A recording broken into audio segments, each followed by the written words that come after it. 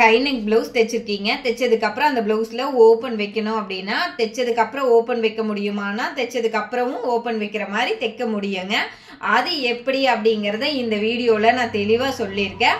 அதுக்கு இந்த வீடியோவை நீங்க ஸ்கிப் பண்ணாம பொறுமையா பாருங்க. நீங்களும் அந்த ப்ளவுஸ்ல அழகா ஹை நெக் ப்ளவுஸ்ல ஓப்பன் வைக்க முடியும். ஒரு லைனிங் கிளாத்ல கேன்வாஸ் எந்த மாதிரி ஓப்பன் வேணுமோ அதை நீங்கள் கட் பண்ணிடுங்க. கட் பண்ணிவிட்டு அதையே ஒட்டிடுங்க. லைனிங்கில் ஒட்டிட்டு ப்ளவுஸோட சென்டரில் அந்த நீங்கள் என்ன ஷேப்பு கட் பண்ணியிருக்கிறீங்களோ அந்த ஷேப்பை வச்சுருங்க. வச்சுட்டு ஃபஸ்ட்டு சென்டரில் ஒரு தையல் போட்டுருங்க. அப்போ தான் பார்த்தீங்கன்னா அந்த தையல் மாறாது. அதுக்கப்புறமா நீங்கள் வச்சுட்டு கேன்வாஸில் தையல் அடிக்கக்கூடாது. கிளாத்தை சுற்றியும் ரவுண்டாக நீங்கள் தையல் அடிச்சுட்டே வரணும். எந்த காரணம் கொண்டு உங்களோட தையல் வந்து கேன்வாஸில் பற்றக்கூடாது, கிளாத்தில் மட்டும்தான் இருக்கணுங்க. அதுலேயும் பார்த்தீங்கன்னா தையல் பொறுமையாக போடுங்க. கொஞ்சம் திரும்புகிற இடத்துல எல்லாம் ஜிக்ஜாக் மாதிரி தையல் போடுங்க. அப்போ தான் பார்த்தீங்கன்னா உங்களுக்கு எந்த இடத்துலையும் ஹோல்ஸ் வராது. அதனால நீங்கள் கேன்வாஸ் ஒட்டியே வந்து தையலை இந்த மாதிரி பொறுமையாக போட்டுருங்க. பொறுமையாக ஃபுல்லாக தையல் போட்டுட்டு அதுக்கப்புறமா நீங்கள் அதையே எடுத்துருங்க. வெளியில் வந்து நீங்கள் ப்ளவுஸை எடுத்துருங்க. எடுத்துட்டு அதுக்கப்புறமா அந்த கிளாத்தை வந்து லைட்டாக கட் பண்ணிடுங்க.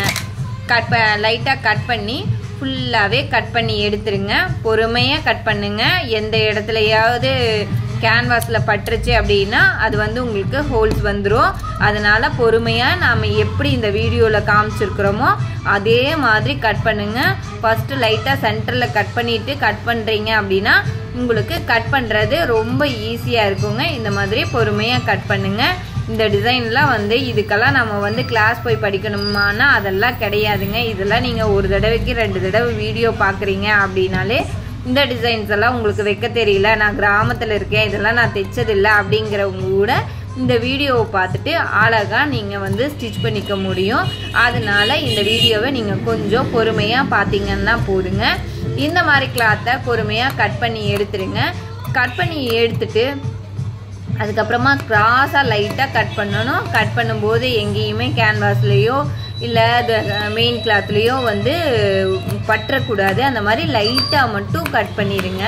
கட் பண்ணி முடிச்சுட்டு அதுக்கப்புறமா பார்த்தீங்கன்னா கேன்வாஸை நீங்கள் உள் பக்கமாக திருப்பிட்டீங்க அப்படின்னா அது அழகாக திரும்பிடுங்க.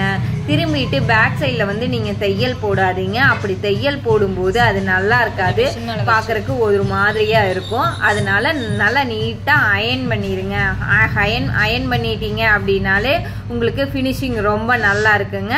பேக் சைடில் பார்த்தீங்கன்னா நீங்கள் அழகாக எம்மிங் பண்ணிக்கோங்க. எம்மிங் பண்ணிக்கும் போது உங்களுக்கு இந்த ஷேப் அழகாக வந்துடும். இந்த ஷேப் மட்டும் இல்லை, உங்களுக்கு எந்த ஷேப் வேணுனாலும் இந்த மாதிரி தைச்சிக்க முடியும். Thank you friends.